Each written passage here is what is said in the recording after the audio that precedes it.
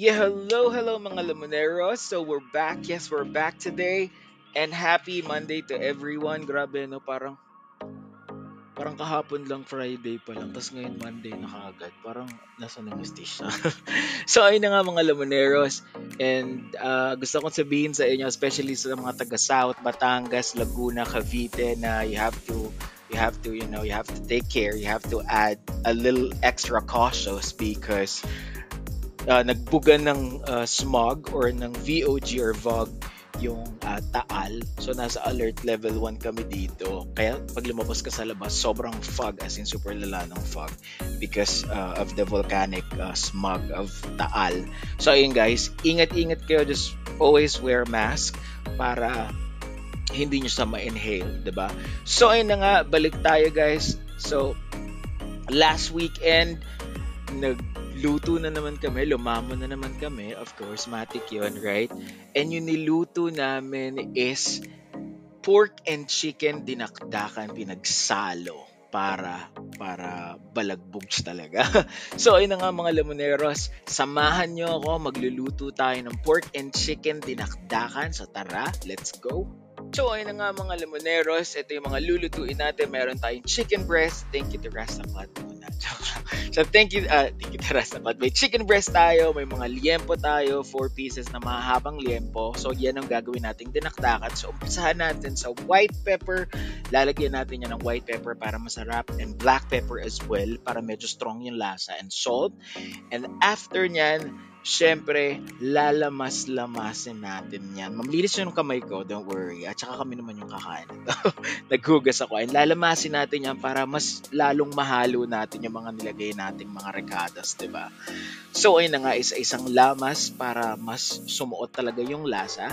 Then, after nyan, is lalagyan natin ng magic, mga 1,000 na magic, joke lang. Tapos lalamasin ulit natin. Then after that, lalagyan na natin ng sibuyas, red na sibuyas, yung white onion, lalagyan din natin yan ng red na sili, green na sili, garlic, and syempre lalagyan natin yan ng luya. Itong luya, nahaggard talaga ako rito, nagkapaltos-paltos yung yung daliri ko kasi ginayat-gayat ko talaga siya na maliliit para mas masarap talaga, di ba?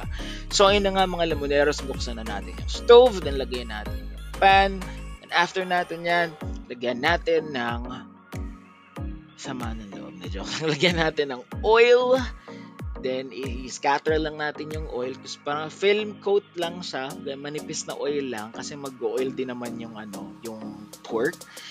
Then, after nyan, salang na natin yung pork natin. Ayan, lalagay natin lahat ng pork natin dyan. 1, 2, 3, 4, 5, 6, 1,700. So, isasalansan lang natin ng maayos yung pork natin sa pan.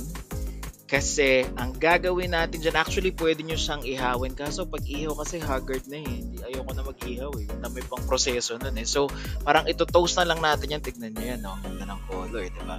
So, ito-toast lang natin yan, yung mga, yung mga liempo natin. So, babalik na rin natin yan lahat hanggang makuha natin yung gusto natin na lutong dun sa dinakdakan natin, diba? So, after nyan, syempre, lulutuin din natin yung chicken breast natin. Hindi ko na tinanggal yung balat ng chicken breast natin kasi masarap yung balat eh. 'Di ba? Masarap yung may nakakain ka ng balat sa dinakdakan. For me, gusto ko ganun. So, gusto ko ganun yung dinakdakan ko. So, same process. Ito toast lang natin siya. So, pag nakita na natin ganyan yung color niya, babalik na rin lang natin siya.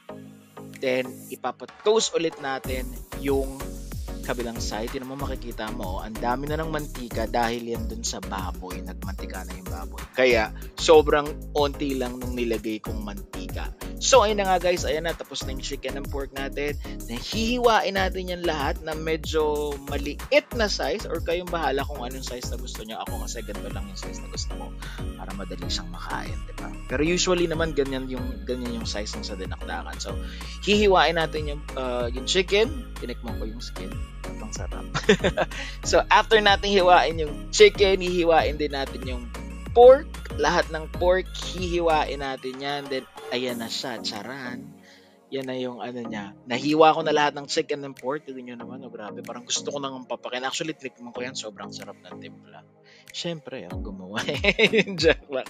Hindi, swear, sobrang sarap. Ginalingan ko yan. So, ayun na nga, after nyan, siyempre, gagawin na natin yung parang pinaka, ano ba, sauce niya ba? Sauce ba yung tawag doon? Yung pinaka sauce niya, gagawin na natin. So, lalagyan natin ng mayonnaise, kalahating yung measurement doon is tantiameter lang. Malaki yung binili ko mayonnaise, kinalahati ko yan. So, ganun yung nilagay ko. Tantiameter lang ako. Tapos, syempre, didilaan natin yan. So, ayun na nga guys, lalagyan din natin yan ng liver spread. And after natin lagyan ng liver spread, hahalu-haluin lang natin yan.